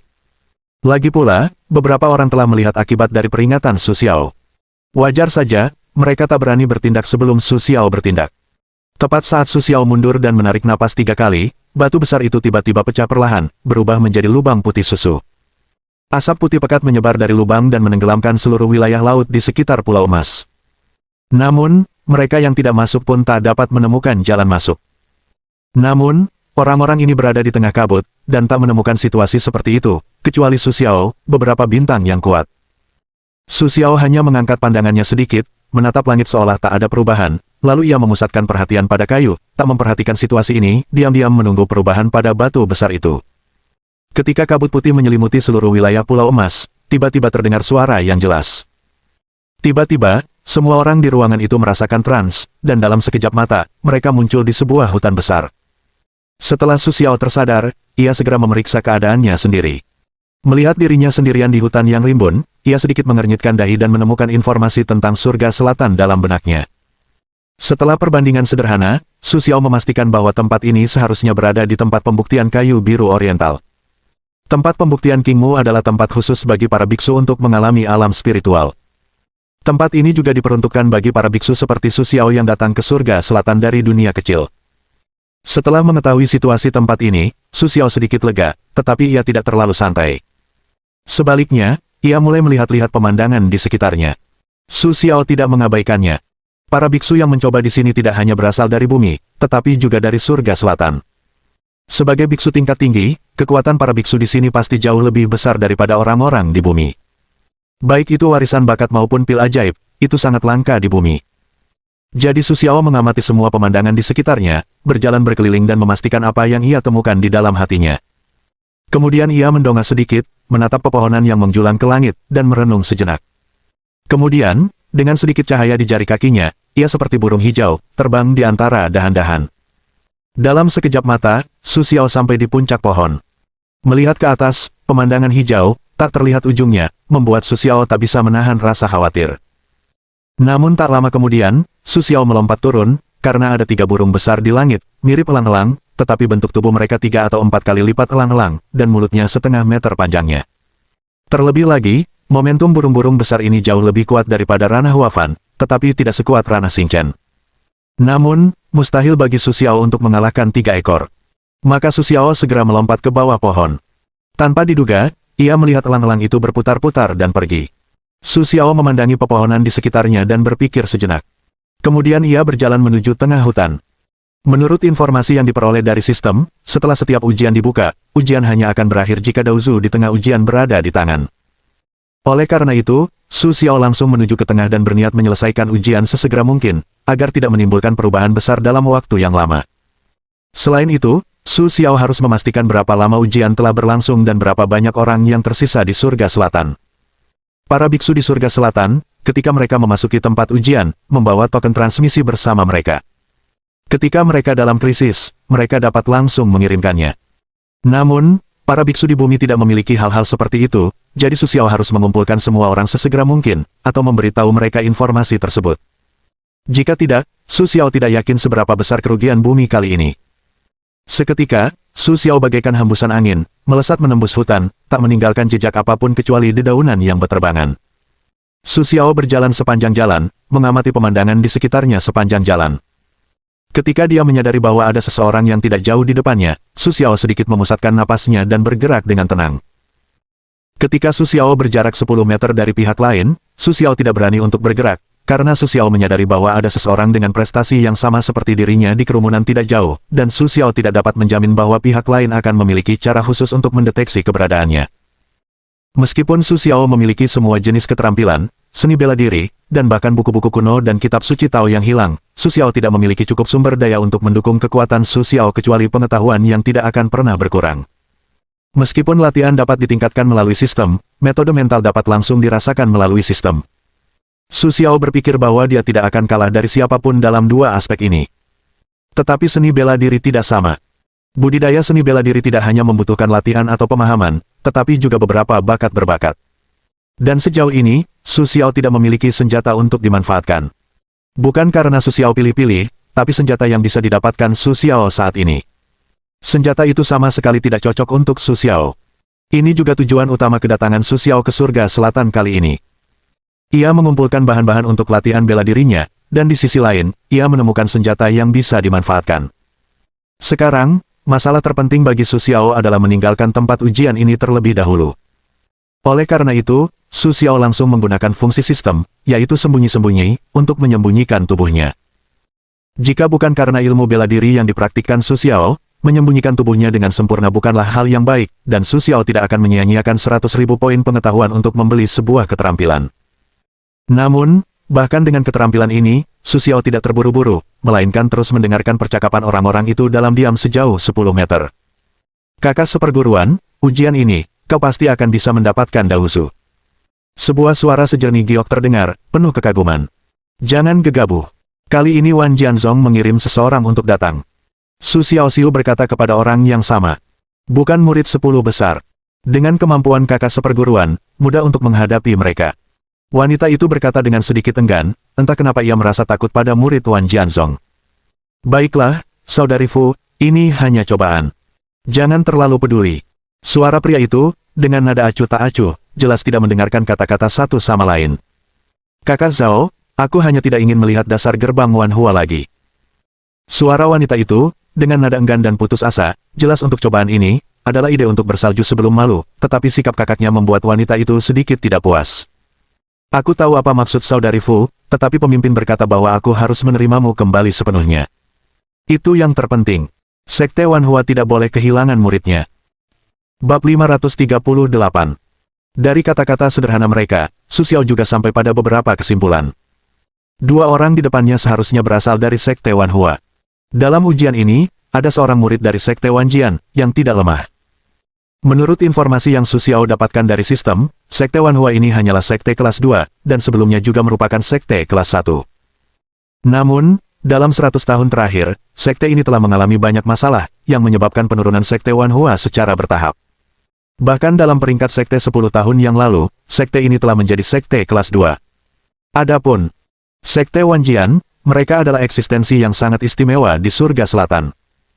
Meskipun disebut sekte kelas 1, bahkan sekte teratas pun tidak akan dengan mudah memprovokasi sekte Wanjian, karena semua murid di sekte Wanjian adalah praktisi pedang.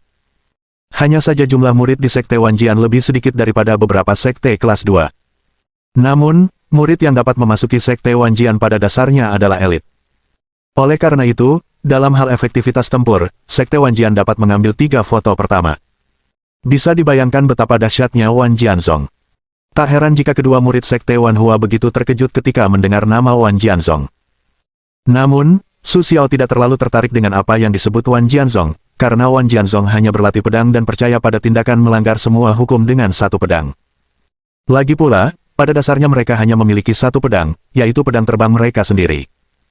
Namun, bagi Su Xiao, hanya ada satu pedang, dan ia masih menghabiskan seluruh sumber daya dan energinya untuk membangunnya. Menurut Su Xiao, itu sama sekali tidak sepadan, tetapi Su Xiao tidak meragukan latihan pihak lain sesuka hati. Sekarang ia hanya ingin menemukan senjata yang cocok untuk dirinya sendiri, agar ia bisa berlatih lebih baik. Su Xiao terus menyembunyikan sosoknya dan menyelidiki percakapan di antara keduanya. Tepat ketika Su Xiao hendak melihat apakah ada berita yang layak diperhatikan dari pihak lain, Zhao Qing, kakak seperguruan dari sekte Wanhua, berteriak, "Siapa yang datang?" Kata-kata Zhao Qing tiba-tiba keluar, yang tidak hanya membuat Fu Yao tertegun, tetapi juga membuat Su Xiao merasa sedikit bingung. Dia memanggil sistem di dalam hatinya, "Sistem, apakah aku sudah ditemukan?" Skill siluman ini begitu mudah ditemukan. Su Xiao tidak peduli dengan apa yang ditemukannya, tetapi dia tidak ingin menunjukkan semua situasinya. Dan ini juga membuat Su Xiao bertanya-tanya apakah skill sistem yang disebut-sebut itu benar-benar sekuat itu. Yakinlah bahwa skill siluman tidak akan pernah gagal, dan pihak lain belum menemukanmu. Mendengar hal ini dari sistem, Su Xiao langsung merasa lega. Meskipun dia tidak tahu apakah itu benar, setidaknya dia bisa memberi Su Xiao sedikit kenyamanan. Pada saat ini, Fu Yao, yang menatap Zhao Qing yang gugup, merasakan tatapan kosong. Ia tidak tahu mengapa kakak seperguruan itu memasang ekspresi seperti itu, lalu bertanya, "Kakak seperguruan, ada apa?" Melihat keheningan di sekitarnya, Fu Yao semakin sulit memahami tindakan Zhao Qing. Melihat tatapan kosong Fu Yao, Zhao Qing sama sekali tidak waspada. Ia langsung merasa tak berdaya dan tak bisa menahan diri untuk mendesah dalam hati, apakah Wan Huazong telah melindungi murid-murid ini dengan terlalu baik. Hal itu membuat mereka sangat tidak siap, tetapi pikiran itu tiba-tiba terlintas di benak Zhao Qing, dan kemudian tubuh Zhao Qing menegang, seolah-olah ia sedang menghadapi musuh besar. Setelah beberapa saat, masih tidak ada suara di sekitar, yang membuat Fu Yao bertanya-tanya apakah kakak seperguruannya telah melakukan kesalahan. Namun, Su Xiao mendapati bahwa raut wajah Zhao Qing semakin gugup. Melihat sekeliling, sepertinya seseorang mencoba menyakitinya. Situasi ini membuat Su Xiao merasa tak berdaya. Lagi pula, Su Xiao tidak menyadari apapun. Tepat ketika Su Xiao ragu, sesosok gelap tampak sepenuhnya tertutupi oleh malam. Sesaat kemudian, ia menyerang Fu Yao. Ketika lawannya hendak bergerak, Zhao Qing, yang selalu waspada, segera menghunus pedang di tangannya. Hanya mendengar suara, ding, yang jelas, Zhao Qing segera mundur 2 langkah, juga akan menghentikan aksi lawan di tengah jalan. Zhao Qing akan menghentikan serangan lawan, akan sangat waspada melindungi Fu Yao di belakang, dan kemudian menghadapi orang itu.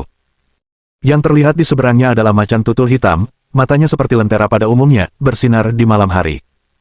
Macan tutul itu menatap Zhao Qing dan Fu Yao, seperti sedang mencari makanan, menunggu untuk menemukan motivasi, ingin menyingkirkan mereka.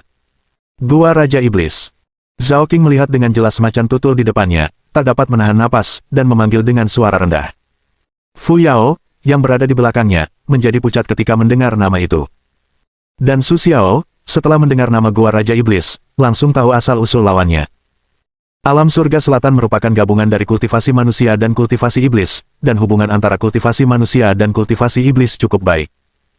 Bahkan di antara 10 sekte utama di alam kultivasi, terdapat 2 sekte klan iblis, dan Gua Raja Iblis adalah sekte kelas 1 di bawah 10 sekte utama, yang hanya menggantikan lembah Wanhua.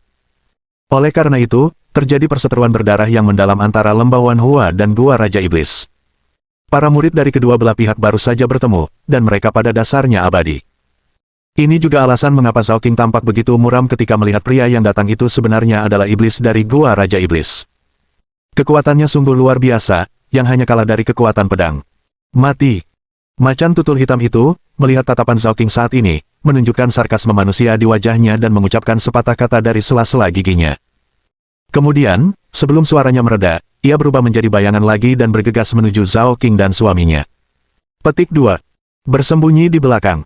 Melihat macan tutul yang ganas itu, Zhao King tampak berwibawa dan mendorong Fu Yao ke pohon besar di belakangnya. Kemudian ia berkonsentrasi melawan macan tutul itu.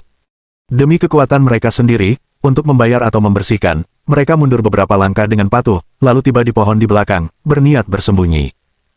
Namun, pohon besar yang Fu Yao rencanakan untuk sembunyikan justru berada di tempat Su Xiao bersembunyi.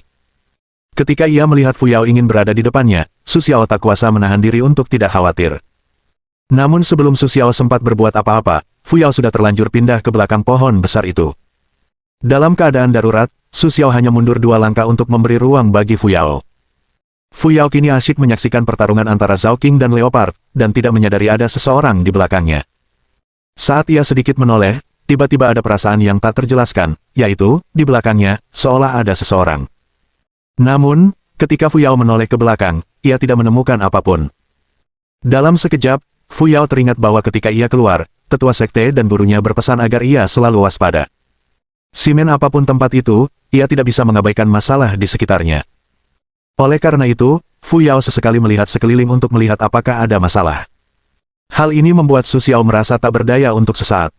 Meskipun teknik penyembunyian dapat sepenuhnya menyembunyikan tubuh Su Xiao tahu bahwa teknik penyembunyian ini tidak dapat membatasi pergerakannya. Oleh karena itu, jika ia tidak bergerak, bahkan Biksu Mahayana pun tidak akan menyadari keberadaannya. Namun, jika ia bergerak sedikit saja, mudah untuk menemukannya. Oleh karena itu, Su Xiao harus menegangkan tubuhnya dan berusaha mengurangi kontak dengan Fu Yao. Namun, jarak di belakang pohon itu sangat sempit. Sebisa mungkin Su Xiao mendekat, ia pasti akan bersentuhan dengan tubuh Fu Yao. Selain itu, Fu Yao bergerak sesekali, yang membuat Su Xiao semakin tak berdaya. Meskipun Fu Yao tidak menyadarinya, Su Xiao dapat dengan jelas merasakan aroma putrinya yang memikat di sekitar hidungnya.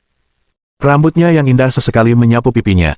Jepit rambut Jasper yang dipegangnya berdiri tegak di depan mata Su Xiao. Saat tubuh Fu Yao menggeliat, terkadang setengah gumpalan kulit halus dan lembut bocor keluar, yang membuat Su Xiao tersenyum bahagia juga tidak bisa menahan rasa kering di mulutnya. Yang membuat Su Xiao paling tak tertahankan adalah Fu Yao terus bergerak, yang meningkatkan kontak mereka. Biarkan Su Xiao bahkan tidak perlu khawatir tentang pertempuran antara Zhao King dan macan tutul. Tepat ketika Su Xiao sedang memikirkan cara untuk menyelesaikan masalah ini, macan tutul yang bertarung dengan Zhao King tiba-tiba menerkam Fu Yao. Melihat adegan ini, Fu Yao tanpa sadar mundur setengah langkah, tubuh mungilnya jatuh ke pelukan Su Xiao. Su Xiao, yang kembali dari Lengshen, juga merasakan tubuh lembut itu dalam pelukannya. Tetapi Fu Yao tidak mengetahuinya.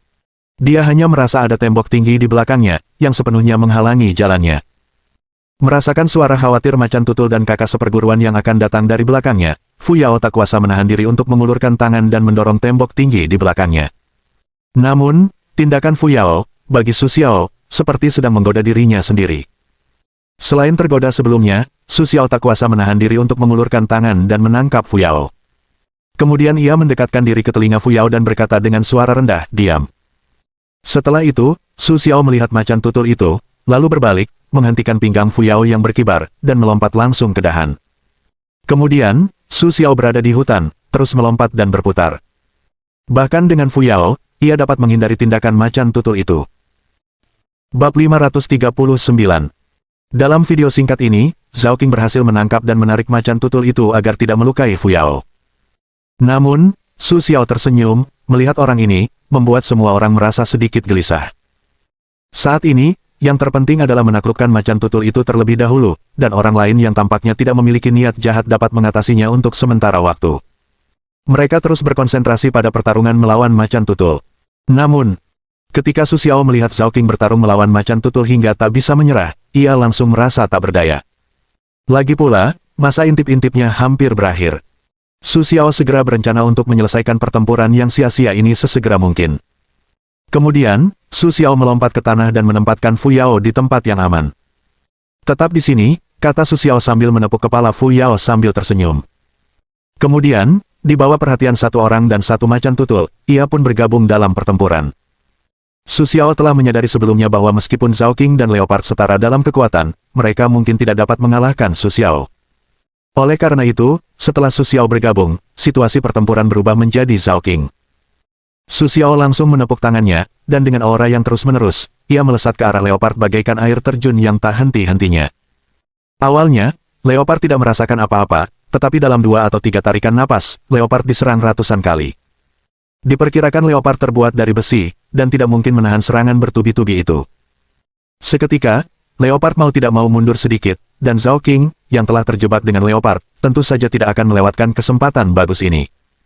Kemudian, ia langsung mengirimkan bunga-bunga ke Leopard, bagaikan taman di musim semi, menyelimuti Leopard di dalamnya. Namun dalam sekejap, hanya sebuah token gelap yang tersisa di tempat semula. Zhao King menyimpan token itu dan berkata dengan penuh terima kasih kepada Su yang menunjukkan sosoknya saat itu. Kakak seperguruanku, Zhao King, terima kasih atas bantuanmu. Su Xiao juga tahu bahwa ia harus menunjukkan sosoknya saat ini. Kemudian ia mengangguk pelan kepada Zhao King dan berkata, Bumi, Su Xiao. Fu Yao, yang telah menunggu di balik pohon, keluar setelah melihat akhir pertempuran. Mendengar kata-kata Su Xiao, Zhao King dan Fu Yao tertegun sejenak, lalu bertanya dengan sedikit terkejut, apakah kau dari dunia kecil? Dibandingkan dengan tatapan Zhao King yang tersirat, Fu Yao menatap Su Xiao lebih polos. Matanya penuh kejutan. Jelas, ia tidak percaya bahwa Su Xiao berasal dari dunia kecil. Jika bumi adalah apa yang kau sebut dunia kecil, kalau begitu aku seharusnya berasal dari dunia kecil. Su Xiao tidak berniat terlalu banyak menutupi asal-usulnya. Lagi pula, Su Xiao merasa mereka tidak bisa mendapatkan identitas yang cocok dengan begitu banyak orang yang datang ke bumi. Karena itu, sejujurnya, terkadang itu adalah hal yang paling cocok. Mendengar kata-kata Su Xiao, Zhao King segera memalingkan mukanya dan berkata dengan senyum meminta maaf, surga selatan sudah lama tidak melihat orang di dunia kecil ini. Sebagai teman Tao, dia pasti orang yang paling berpengaruh di bumimu. Zhao King bernalar dan menganalisis Su Xiao, lalu langsung menjelaskan situasi di bumi.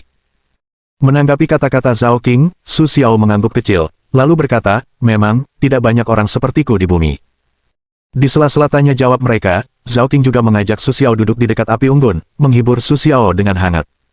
Teman Tao itu bisa berkembang pesat di alam surga selatan. Setidaknya alam surga selatan punya dunia yang menjulang tinggi. Meskipun bukan dunia yang besar, dunia ini juga besar. Zhao King berkata dengan bangga kepada Su Xiao, tetapi sikapnya juga sangat tenang, dan tidak akan membuat orang merasa tidak nyaman. Hal ini membuat Su Xiao merasa Zhao King bisa menjadi kakak senior dalam sekejap, dan itulah alasannya. Kemudian, Su Xiao dan Zhao King bertukar informasi. Su Xiao juga mengetahui dari Zhao King bahwa jumlah orang yang berpartisipasi dalam uji coba ini sekitar 1000 orang, dan kekuatan mereka pada dasarnya berada di ranah Golden Elixir, yaitu ranah bintang. Dan kali ini, hanya ada 5 orang. 1 orang telah tereliminasi, dan 2 lainnya belum bertemu. Uji coba telah dimulai selama 13 hari, dan akan berakhir sekitar sebulan lagi. Dan lokasi uji cobanya sangat besar. Kebanyakan orang hanya bisa bertemu dengannya ketika mereka berada di tengah. Adapun tokennya, itu adalah keberadaan pencapaian mereka. Mereka yang memiliki token terbanyak akan mendapatkan lebih banyak hadiah. Adapun apa yang mereka dapatkan dalam uji coba, itu adalah milik masing-masing individu. Setelah mengetahui semua informasi itu, Su Xiao tidak menyembunyikannya dari bumi. Lagi pula, hal-hal ini sangat penting baginya. Namun, untuk perjalanan mereka selanjutnya, Su Xiao dan Zhao King memiliki perbedaan pendapat. Jadi, Dao You pasti berencana untuk langsung pergi ke wilayah pusat. Setelah berdiskusi, Zhao King bertanya langsung kepada Su Xiao. Tentu saja, aku ingin keluar sesegera mungkin. Lagi pula, aku tidak bisa tinggal di sini sepanjang waktu. Su Xiao tidak berniat untuk tinggal di surga selatan sepanjang waktu. Ada banyak hal di bumi yang Su Xiao tidak mau dan tidak mau lepaskan. Kalau begitu, kita mungkin tidak bisa pergi ke arah yang sama. Kita harus pergi ke barat. Zhao King tidak bermaksud bersikap acuh tak acuh terhadap Su Xiao, meskipun ia tahu Su Xiao berasal dari dunia kecil, tetapi Zhao King juga tidak yakin bisa memenangkan hatinya.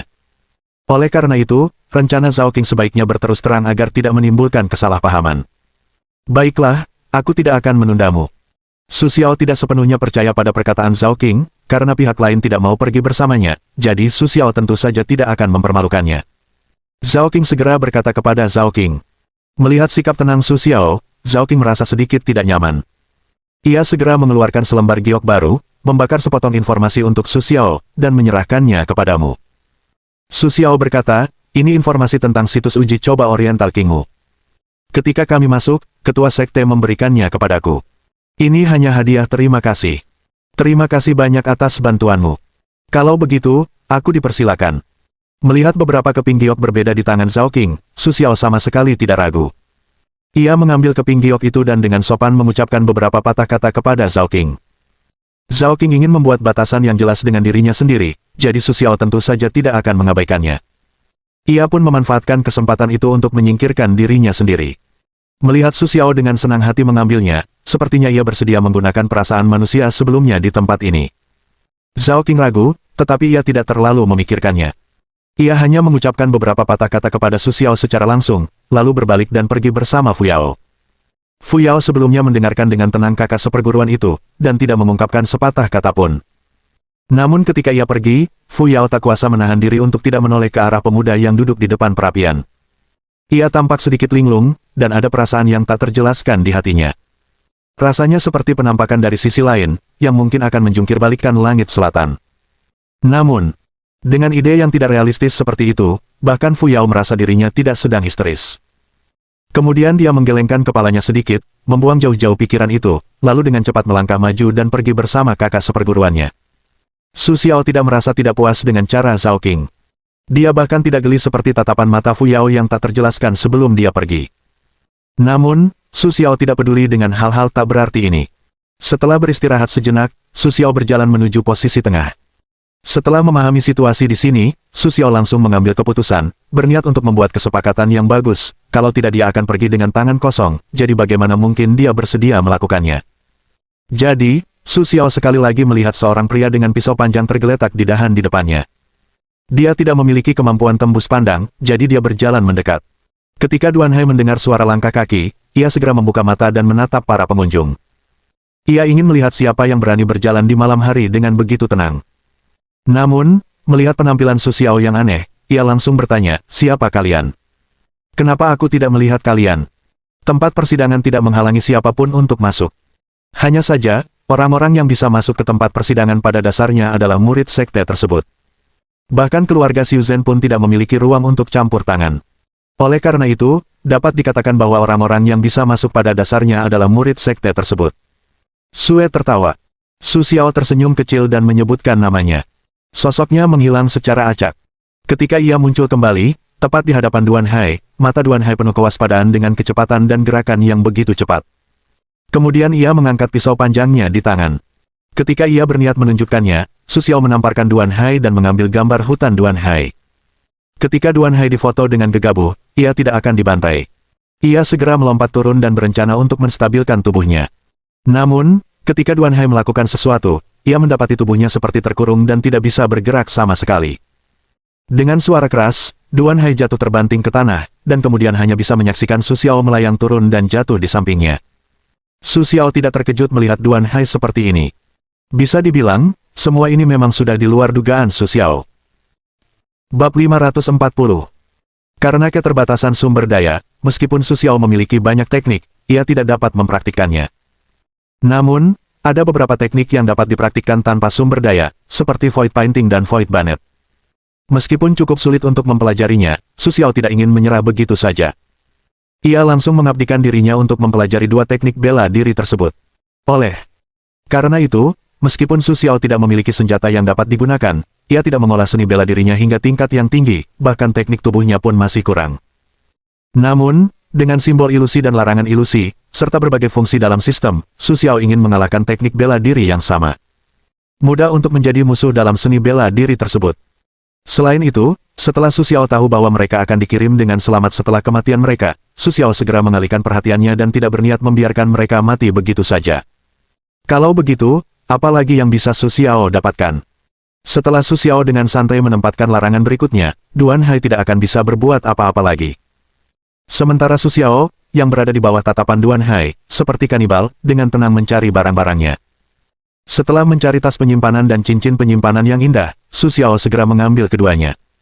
Di bawah larangan, Duan Hai bahkan tak bisa bicara, dan hanya bisa menyaksikan tindakan Su Xiao.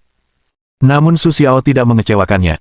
Setelah mendapatkan keduanya, ia langsung menggunakan akal ilahi untuk memisahkan keduanya. Alasan lain mengapa Su Xiao bisa bangga dengan rekan-rekannya adalah karena indera ilahinya begitu kuat sehingga ia bahkan dapat dibandingkan dengan para biksu di alam Yuanying. Jadi, mudah untuk membuka tas penyimpanan seorang biksu eliksir emas. Setelah mengobrak-abrik semua barang di antara mereka, Su Xiao memasukkan semua yang tidak bisa ia gunakan ke dalam tas penyimpanan, sementara Su Xiao meninggalkan cincin penyimpanannya. Ketika ia mencap cincin penyimpanan itu dengan mereknya sendiri, Su Xiao tak kuasa menahan desahan dalam hatinya dan mengeluh kepada sistem, setidaknya kau adalah sistem, dan tidak ada ruang. Ini pertama kalinya aku menggunakan peralatan penyimpanan. Su Xiao meletakkan cincin penyimpanan di tangannya sambil mendesah pelan, lalu langsung memberikan kepuasan kepada pihak lain di bawah tatapan kanibal Duan Hai. Setelah Duan Hai pergi, Su Xiao mengambil 3 token dari tempat pihak lain pergi, dan menerimanya di dalam cincin. Sistem tidak menyediakan fitur ini. Tepat ketika Su Xiao puas dengan hasil panennya, suara sistem tiba-tiba terdengar, yang membuat Su Xiao langsung teringat pertanyaannya sebelumnya. Tiba-tiba, ia tak bisa menahan diri untuk mendesah pelan. Su Xiao juga merasa sangat tak berdaya menghadapi sistem yang begitu keras kepala. Namun, Su Xiao tidak terus berjuang melawan sistem, melainkan berencana untuk terus merintis usahanya sendiri. Lagi pula, bagaimana mungkin Su Xiao rela melewatkan kesempatan emas untuk mencari material? Akibatnya, semua biksu yang diperhatikan Su Xiao terbunuh, dan mereka dikorbankan hingga hampir 1 meter oleh Su Xiao. Batu spiritual, pil, dan bahan-bahan alami serta harta karun lokal, artinya, selain barang-barang pribadi, hanya senjata mereka sendiri yang tidak dibawa Su Xiao. Su Xiao terus berjalan dan mencari sepanjang jalan. Setelah sekitar 3 hari, ia bertemu dengan seorang biksu di tanah, yang ternyata adalah lelaki tua di hadapannya. Ketika lelaki tua itu melihat Su Xiao, wajahnya penuh kejutan. Ia memanggil Su Xiao, "Bos Su, akhirnya aku bertemu denganmu." Melihat lelaki tua itu, Su Xiao merasa sangat aneh, karena ia menyadari bahwa dimanapun ia berada, mereka akan selalu bertemu satu sama lain, dan asal-usul serta identitas mereka tidak diketahui Su Xiao, bahkan tujuannya. Su Xiao langsung bertanya dengan nada waspada, "Tidak tahu namamu?" Karena kewaspadaan Su Xiao, lelaki tua itu tampak tidak menyadarinya. Ia berkata kepada Su Xiao dengan santai, "Panggil saja aku Pak Tua Tianji. Aku di sini untuk mencarimu. Bumi kita bergantung padamu." Pria tua itu menatap Su Xiao dengan penuh ketulusan dan harapan. Namun, Su Xiao tetap tanpa ekspresi. Di bawah tatapan gelisah lelaki tua itu, Su Xiao langsung tersenyum tipis dan bertanya langsung, "Siapa namamu?" Nama yang disebut-sebut sebagai nama Pak Tua Tianji oleh pihak lain, Su Xiao akan mempercayainya, kecuali jika ia bodoh. Jika tidak, itu pasti nama palsu. Siapa yang akan mempercayainya? Aku benar-benar Pak Tua Tianji. Aku adalah pemimpin dari 138 generasi Aula Tianji. Pria tua itu menatap Su Xiao dengan tulus, mencoba menunjukkan ketulusan hatinya, tetapi ia tidak mendapatkan tatapan Su Xiao. Su Xiao saling melirik sekilas, lalu perlahan pergi. Meskipun Su Xiao tampak berjalan pergi, nyatanya, kecepatan Su Xiao tidaklah lambat. Dalam sekejap mata, ia menghilang di hadapan lelaki tua itu. Melihat Su Xiao pergi seperti ini, lelaki tua itu langsung berseru, "Tunggu aku. Sungguh, aku tidak akan menyakitimu. Aku demi kebaikan bumi."